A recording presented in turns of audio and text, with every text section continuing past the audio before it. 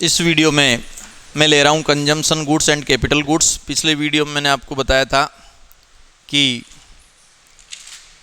पिछले में क्या लिया था, इंटरमीडिएट गुड्स और वो फाइनल गुड्स लिया था। इसमें ले रहा हूँ मैं कंजम्पशन गुड्स और कैपिटल गुड्स। ये तो आप पता चल ही गया आपको। कंजम्पशन गुड्स का मतलब है जो कंज्यूमर परचेज करते हैं, और कैपिटल गुड्स का मतलब फिक्स एसेट से ध्यान रखना। कोई भी गुड्स जो प्रोड्यूसर द्वारा मोर देन 1 ईयर के लिए परचेज किया जाता है, मतलब जो बार बार फर्दर प्रोसेसिंग में काम आता है, उसको हम कैपिटल गुड्स कहते हैं।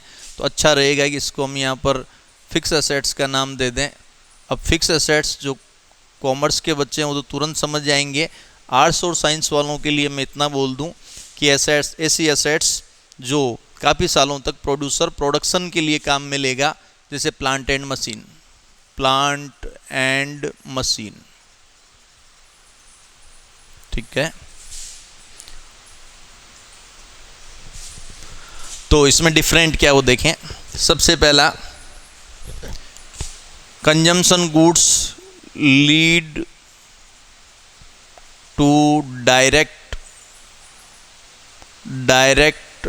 क्या स्पेलिंग गलत हो गई, satisfaction of human wants. Lead to, इसमें पहले कंजम्पशन गुड्स लिख देना। Consumption goods lead to direct satisfaction of human wants. कैसे? ब्रेड डायरेक्ट सेटिस्फाई कर रही है, आपकी नीड को पूरा कर रही है। मिल्क डायरेक्ट सेटिस्फाई कर रही है। आपकी खुद की कार डायरेक्ट सेटिस्फाई कर रही है। आप कंज्यूमर, अपने आप को कंज्यूमर माने। इसमें आपको नोट लगा देना है। ठीक है, नोट लगा देंगे आप। Note direct satisfy of human wants. क्यों डायरेक्ट सेटिस्फाई नहीं कर रही है? क्योंकि यहाँ पर ये ब्रेड नहीं है, ब्रेड मशीन है, ब्रेड बनाने वाली मशीन। तो मशीन आपकी वांट को सेटिस्फाई करती है बाय वे ऑफ ब्रेड बनाकर आपकी वांट को सेटिस्फाई करती है। तो आप ब्रेड परचेज करते हैं तब वो कंजम्पशन गुड्स हो गया। लेकिन एक बेकर जब ब्रेड बनाने की मशीन खरीदता है तो वो डायरेक्ट सेटिस्फाई नहीं करती है। तो नोट लगा देना उसके अंदर।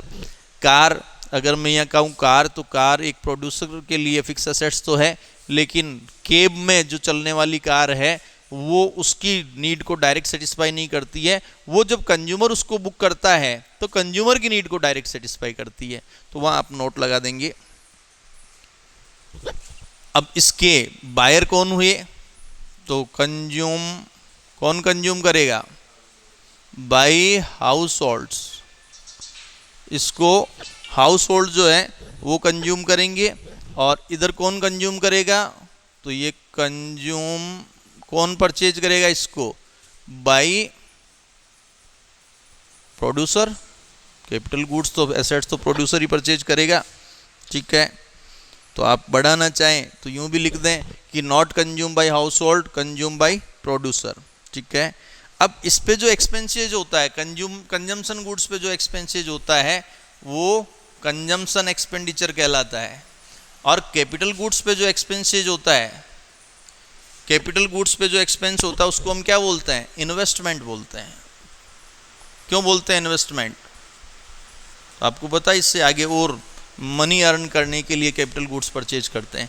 ध्यान रखना, इंटरमीडिएट गुड्स पर जो एक्सपेंसेज होता है वो इंटरमीडिएट एक्सपेंडिचर कहलाया था, और फाइनल गुड्स पे जो एक्सपेंसेज किया था वो फाइनल एक्सपेंडिचर कहलाया था। उसमें सी और आई दोनों आ गया था। कंजम्पशन गुड्स पे आप जो एक्सपेंडिचर ऑन कंजम्पशन गुड्स, तो क्या लिखोगे उसके लिए? Consumption expenditure. और एक्सपेंडिचर ऑन कैपिटल गुड्स के लिए क्या लिखोगे आप? Investment expenditure. ठीक है, अब देखो, अगर कंजम्पशन बढ़ेगा, higher production of consumption goods,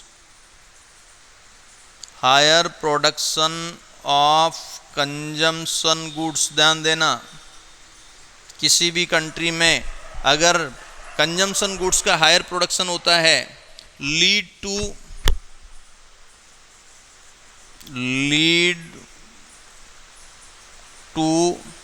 किसको लीड करेगा? ये हायर लेवल ऑफ वेलफेयर,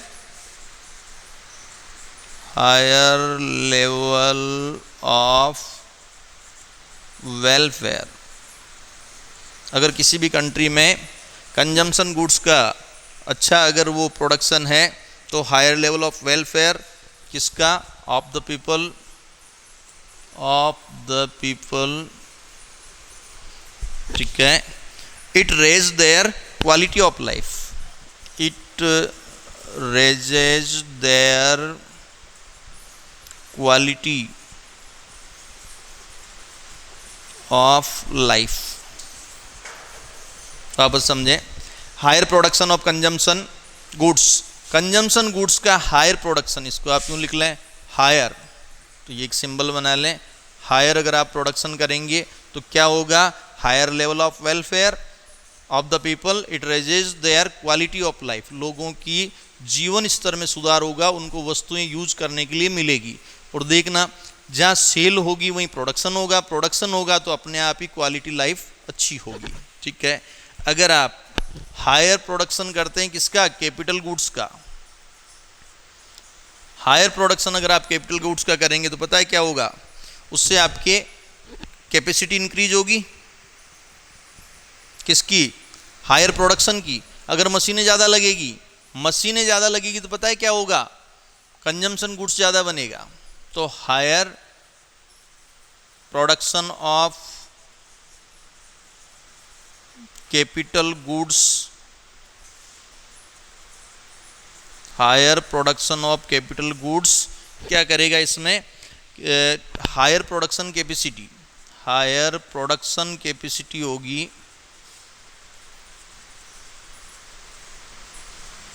और अगर हायर प्रोडक्शन कैपेसिटी होगी तो क्या अच्छा होगा?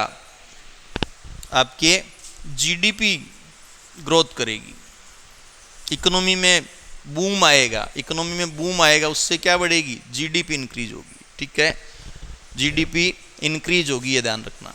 वापस समझे, ये डायरेक्ट सेटिस्फाई करती है ह्यूमन वांट्स को, consumption goods house hold by करता है, इस पर जो एक्सपेंडिचर करते हैं वो कंजम्पशन एक्सपेंडिचर कहलाते हैं। और अगर किसी भी कंट्री में, किसी भी इकोनॉमी में कंजम्पशन गुड्स ज़्यादा बनता है, इसका मतलब है बेटर क्वालिटी ऑफ लाइफ। और अगर इधर बात करें तो रिवर्स लिखते जाना, इसका ध्यान रखना। अगर किसी भी कंट्री के अंदर कैपिटल गुड्स ज़्यादा बनता है, फॉर एग्जांपल चाइना, तो उसकी जीडीपी अपने आप ही बढ़ती है। क्यों बढ़ती है? क्योंकि जहाँ मशीनें बनेगी तो वो कहीं ना कहीं लगेगी तो प्रोडक्शन अधिक होगा, और प्रोडक्शन अधिक होगा तो जीडीपी भी इंक्रीज होगी, ठीक है। अब आपके एक चीज़ ध्यान रखना, दोनों ही ये फाइनल गुड्स है, इनकी सिमिलरिटी क्या है? ये दोनों ही फाइनल गुड्स है। एक बुक में लाइन लिखी हुई है, सुनना उसको ढंग से, कि all capital goods are producer goods, all capital goods are producer goods, but all producer goods not capital goods. तो इसको इतने से में समझ लेना आप कि अगर मैं फाइनल प्रोड्यूसर गुड्स की बात करता हूं तो उसमें दो आता है। ड्यूरेबल में आ गया आपके कैपिटल गुड्स, फिक्स एसेट्स, और नॉन ड्यूरेबल इसमें आ गया आपके फ्यूल, रॉ मटेरियल। तो आप लिख सकते हैं कि कैपिटल गुड्स जो होता है वो वैसे ही प्रोड्यूसर गुड्स ही होता है, लेकिन सारा जो अदर प्रोड्यूसर गुड्स है ये वाला गुड्स कैपिटल गुड्स थोड़े हो सकता है। तो आप इसके अंदर लिख देंगे, एक चार्ट बना देना कि प्रोड्यूसर गुड्स को 2 पार्ट में बांट दिया गया है, एक तो कैपिटल गुड्स के अंदर और एक नॉन ड्यूरेबल में फ्यूल है, रॉ मटेरियल है। तो फ्यूल और रॉ मटेरियल कभी भी फिक्स एसेट्स नहीं हो सकती, कैपिटल गुड्स नहीं हो सकता, लेकिन कैपिटल गुड्स तो प्रोड्यूसर गुड्स के अंदर ही आएगा। ये आपको इसमें राइट करना है, ठीक है। Thank you.